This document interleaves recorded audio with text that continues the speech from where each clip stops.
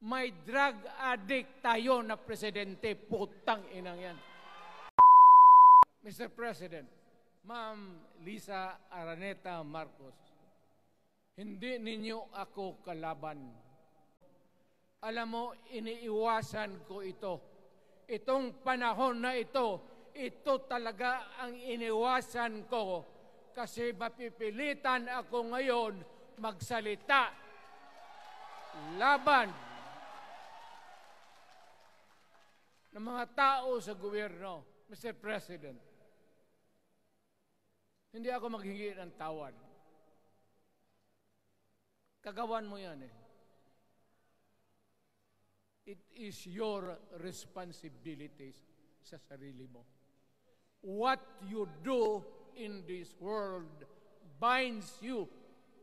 Iyo yan. Huwag mong sisihin ang ibang tao kasi sarili mong utak at katawan yan. Nung ako'y mayor, pinakitaan ako ng evidence ng PDEA. Doon sa listahan, nandoon yung pangalan mo. Ayaw kong sabihin yan kasi magkaibigan tayo. Kung hindi magkaibigan, magkakilala. Ikaw pumapasok kayo ng alanganin. There is always a time for everything. May panahon na ikaw ay sikat. Sa ayaw mo at sa hindi, may panahon ka talagang bababa dyan sa Malacanang. Demokrasya tayo, Mr. President. Huwag mong kalimutan na isang term ka lang pagkatapos bababa ka na. Pag ayaw mong bumaba, utang ina magkagulo ang bayan, sabihin ko sa inyo. Mr. President, hintayin mo yung 6 year, kalimutan mo na yung kay Romualdez kasi yan ang magpahamak sa iyo. At maraming magagalit sa iyo, pati na ang militar.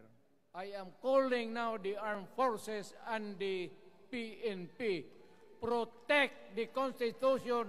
Trabaho ninyo yan. Huwag ninyong kalimutan. Kami,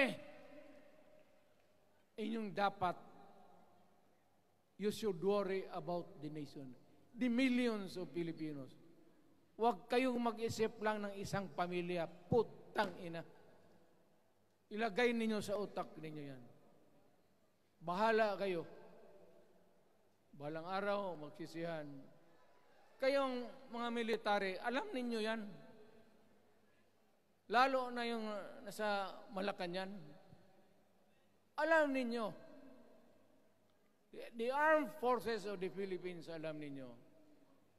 May drug addict tayo na presidente, putang inang yan. Ayun ang bakit ako nagkaroon ng kaso ng ICC.